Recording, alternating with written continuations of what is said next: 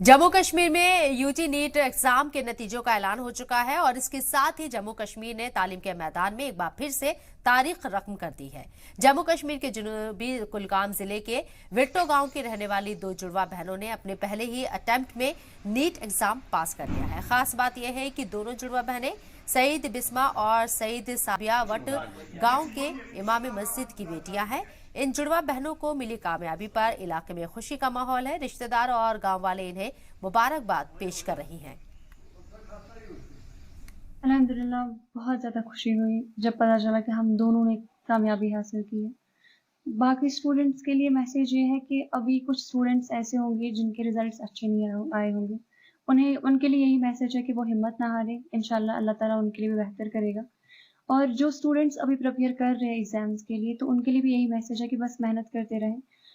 कोई भी सबक छूट नहीं है हार्ड वर्क का, तो इसलिए वो मेहनत करते रहें। इंशाल्लाह अल्लाह ताला ज़रूर उन्हें कामयाबी हासिल करेगा।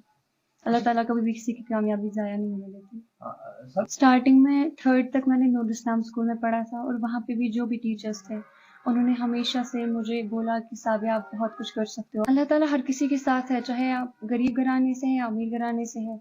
मैटर बस ये करता है कि आप अपने लिए क्या करते हैं, आप अपने पेरेंट्स के लिए क्या करते हैं। अगर इंसान के इरादे मजबूत हों तो मुझे पूरा यकीन है जो भी हर्डल्स आते हैं वो हर किसी की लाइफ में आते हैं।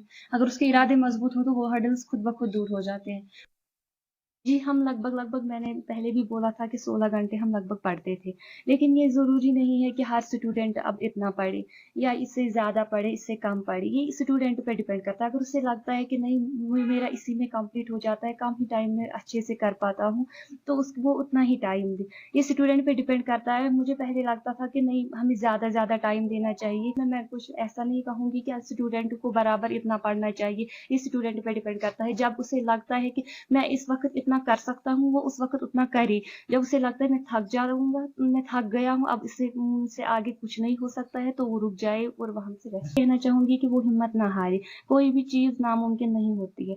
अगर आपको लगता है कि आप मतलब आपके पास इतने एफर्ट, मतलब आप बहुत ज्यादा मेहनत करने वाले हैं, आपके पास बहुत ज्यादा हिम्मत है, अगर लाइफ में चाहे कुछ भी हो जाए, कभी कभार ऐसा भी लगता है कि मुझसे अब कुछ नहीं होगा, लेकिन हमें हिम्मत नहीं हारनी चाहिए। हमें उसी वक्त ये ठान लेना चाहिए कि हमें कामयाबी हासिल करनी है, चाहे कुछ भी हो जाए।